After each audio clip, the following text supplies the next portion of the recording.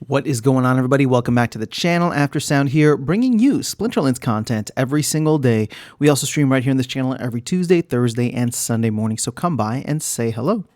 All right, guys, I want to talk about power creep because we had such a visceral reaction, or many people in the community had such a visceral reaction to seeing the new Rebellion cards when they were first put on the MAV server several weeks ago.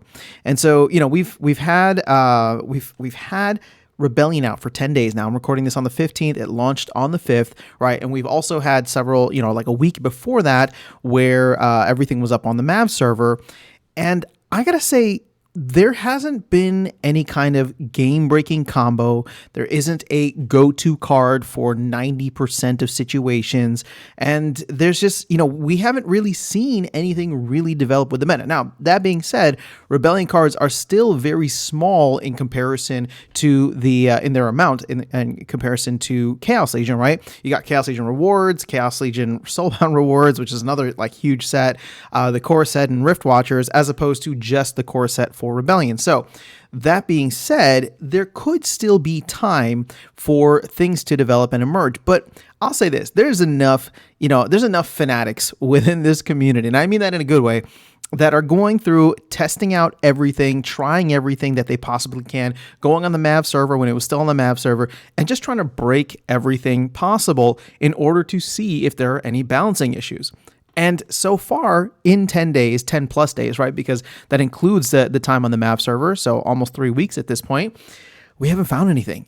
And so I think we can put to bed, right, the whole idea that Rebellion was going to be this set that brought in a huge amount of power creep. It did not.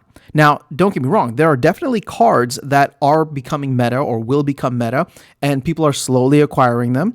But on the whole, that's to be expected with any set, right? Rift Watchers came out and there were some fantastic cards and there were other cards that people don't really use. And that's just how every set is going to be. Core set, mini set, rewards, it doesn't matter. There's always going to be cards that shake up the meta, that come in and have some kind of cool combo or utility. But at the end of the day, I think we need to give a shout out to the team for really looking at Rebellion, having it be a well-balanced set, not just internally within itself, but also with Chaos Legion.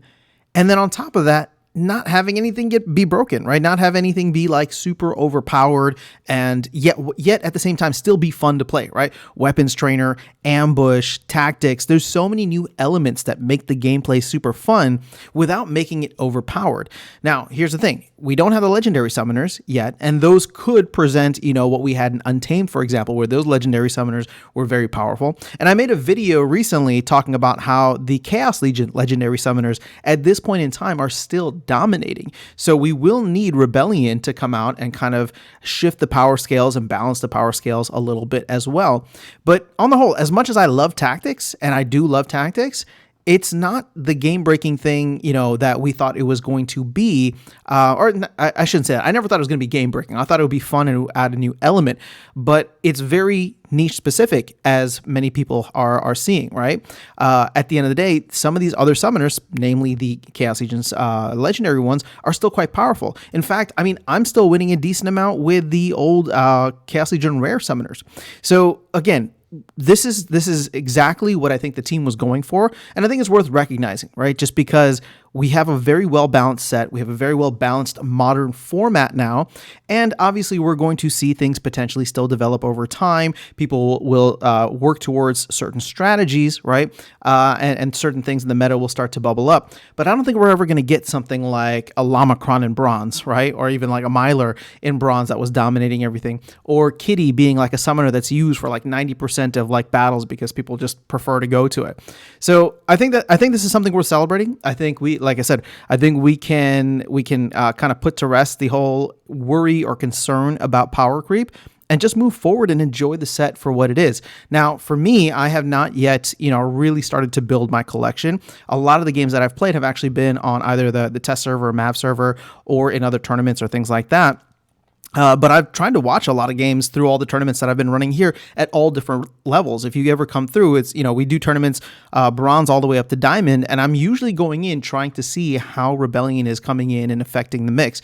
And, it'll be usually just a nice little combination of Rebellion and Chaos cards. There's never anything that's like just super dominating. Now, at the top, you're seeing Mantaroth there, and Mantaroth definitely is a powerful card, but so is Dr. Blight, right? So it's just interesting to see how that is now starting to play out, and these promo cards are valuable as they should be, right? I mean, these were, if you went in on the sale, right, then this is your reward for having that faith and buying into the pre-sale. And for people that did, they got rewarded for it with a pretty fantastic card. So, I'm curious to get your thoughts on this, though. Like I said, I want to put this to rest, but I'm sure there might still be stragglers out there thinking that something is broken, something's going to change, or maybe there's just not enough cards out there in the ecosystem. I think with, over 400,000 packs opened, with people playing, I think we would have found it by now. And if we haven't, well, again, maybe it happens in the future, but let me know your thoughts in the comments below. Curious to see what your perspective is on this, on power creep in general with the Rebellion set. But otherwise, I will catch you all in the next video and see you around the game. Take care.